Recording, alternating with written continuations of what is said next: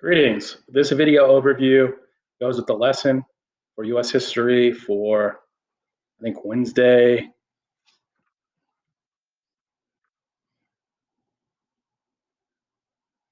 May 6th, and Thursday, May 7th. Yeah, that's right. So basically, here's where I want you to start. I want you to start by reading the notes you took on slides 1 through 6 on page 2 in your packet. Then I want you to take the Civil Rights Movement Quiz 1. Your notes should have been taken here, and you should have filled in all these through slide 6. Go ahead and push pause. And then push pause again when you're done reading through these notes. All right, now that you press pause again to keep the video going, here's what we're gonna say.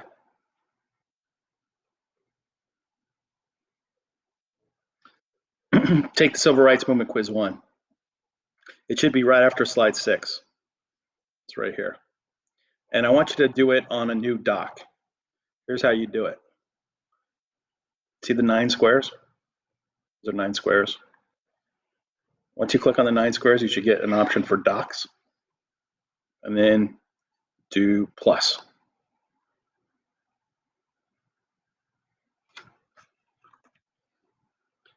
Go ahead and write your name in there. Civil Rights Movement Quizzes, your name. Then have a subtitle, Civil Rights Movement Quiz 1. And then make sure you've got a header like this. That way you can tell that it's your answers. One good way to answer the first question would be the 3/5 clause is a compromise allowing the South to count slaves partially towards representation in the House, but not counting fully. Either way, get that done. Go ahead and answer 2 through 5 and push pause at this time. And then push pause again when you're done and ready to continue. Our next task is to go over slides 7 through 12 on the slideshow. So go ahead and turn to the next slide. And then do tab resize with your 1 to 2.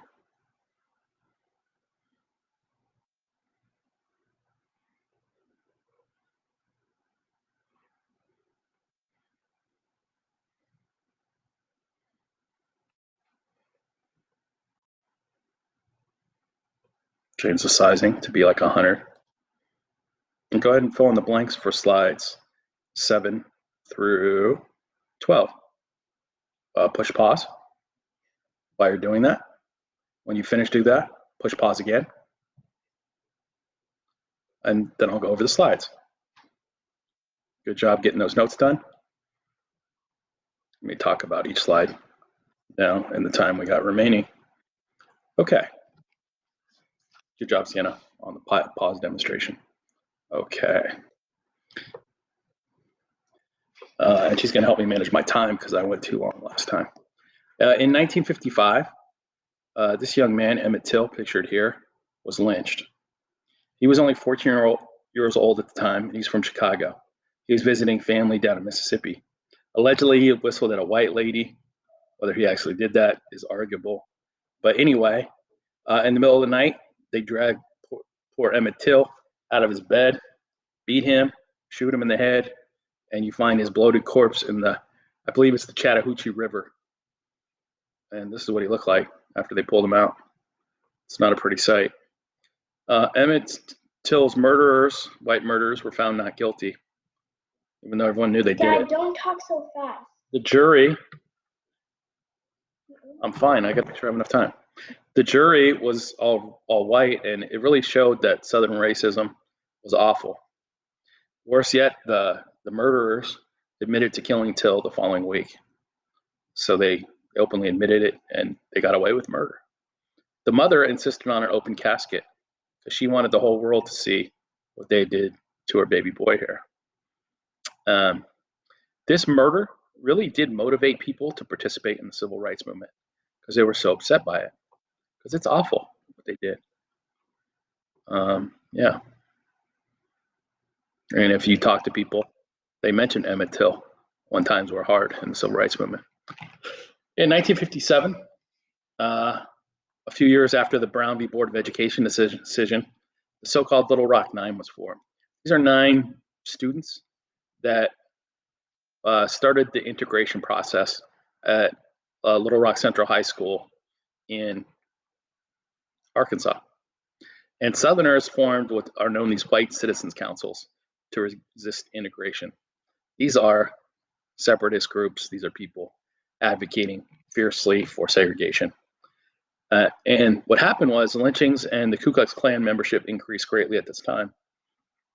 9 of these students attempted to attend Little Rock Central High School, but on the first day of school, the Arkansas National Guard turned the students away because they were concerned with their safety, or they were under the control of their governor. You can take it as you will. Eventually, Eisenhower sends 1,000 soldiers, the 101st Airborne, and they really follow them the whole time to protect them from major harm. They were abused daily, though, one way or another. And Eisenhower wanted Brown v. Board of Education enforced. And anyway, the next day, the Little Rock Nine didn't go back, but there was this phone call because they were expected to try to go back the following day, but they decided to postpone. But Elizabeth Eckford, she didn't have a phone in her house, so she didn't get the message. So she showed up at the school in a brand new dress that she had made herself. And so many people spit on her. The dress was dripping wet. Look at this lady right here. See that anger? Because a girl wants to go to school. If you saw the high schools at the time, this Little Rock Central High School, it still looks awesome today.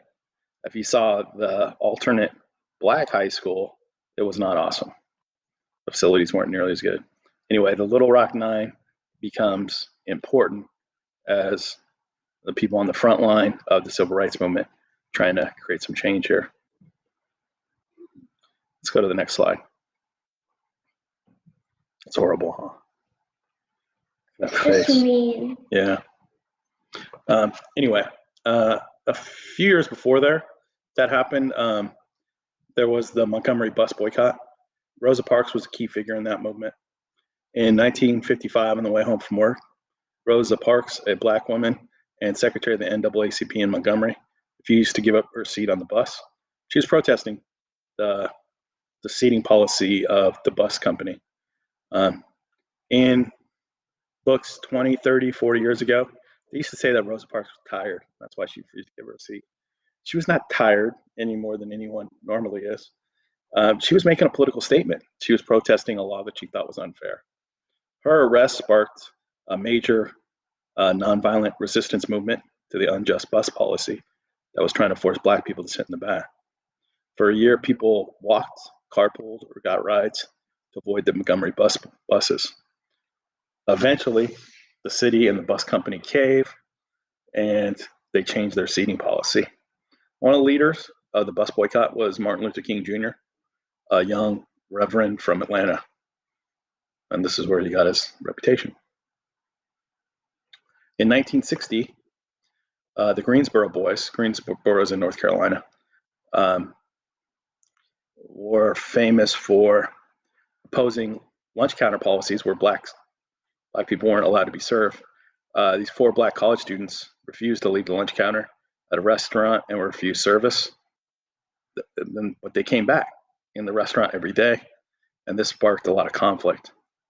Sit-ins eventually spread throughout the South, where blacks also boycotted segregation of stores until they dropped those policies. Basically, they were attacking these unfair things with economics. The Greensboro boys were part of Student Nonviolent Coordinating Committee, colloquially known as SNCC. These are the 4 guys. There's others that served too. The sit-ins eventually became an effective way to protest segregation. See the Woolworths here. Anyway, this is what the counter protest did to them. They poured food and water right on their head, which is really demeaning and something you have to be pretty strong to not respond in a physical way.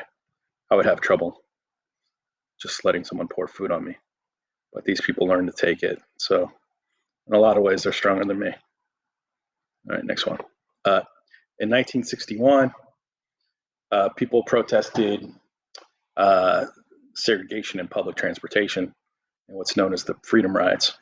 Congress on Racial Equality, which was known as CORE, organized black and white college students to take an integrated bus across state lines from basically DC into the Deep South, all the way through Alabama and Mississippi. Along the way, the riders were brutally attacked by Southerners defending their, quote, states' rights. But they were basically trying to support their segregation and their racism.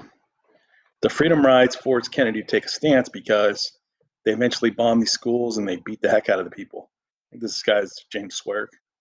See his eyes? They beat the heck out of him. The Civil Rights Act eventually is passed and it banned interstate segregation. So you can no longer keep people from traveling together, whether they're black and white. This is the route they took from DC, Virginia, North Carolina. They didn't have too much troubles. The farther into the Deep South they got, though, the bigger the troubles became. Eventually, the bus gets blown up. People thought they were going to die. It was awful. They stopped.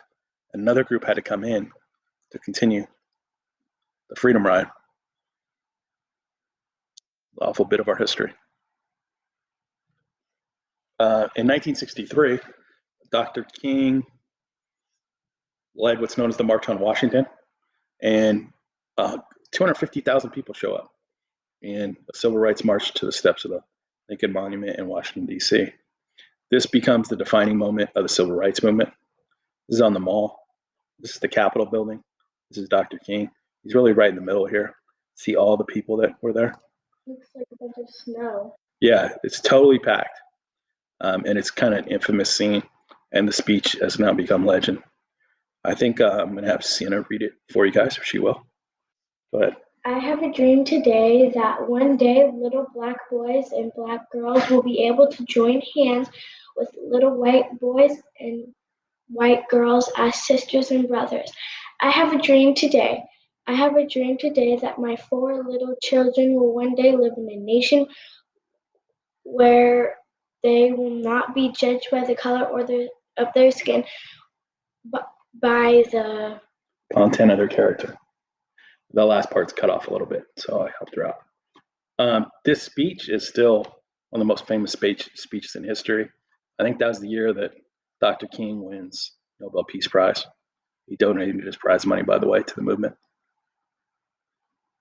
And that's it on this. We'll get to this quiz on the next lesson, but we're not done. Let's see what's left. Let's go back. Okay, so I want you to go ahead and do topic 8, lesson 2. The movement surges forward. It's on page 6 in your packet.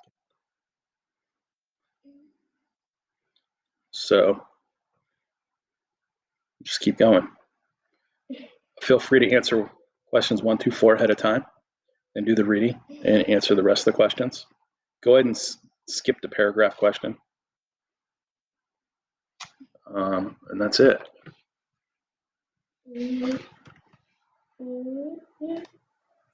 And then you're going to submit quiz 1 in one document and topic 8.2 in another. Total points available is 110. And that's it. If you have any questions, feel free to email me at tsmith@low.usd.net. I hope this video was helpful. Bye. Bye.